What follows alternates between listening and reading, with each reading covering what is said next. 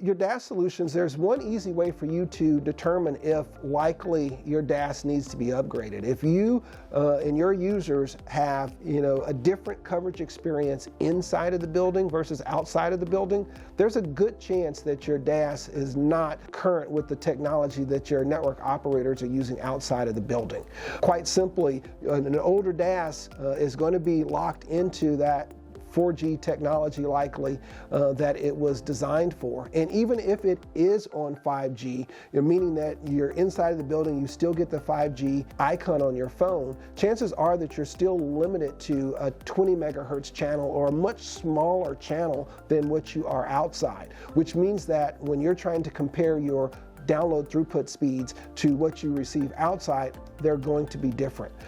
Chances are that if you're trying to use some of these other use cases with 5G, in terms of ultra reliable, low latency type of applications or machine type communications, that as you come inside of the building, that your devices no longer work the same as they do outside, that's another sign that your DAS likely needs to be upgraded because it doesn't match the carrier networks that are outside of your building.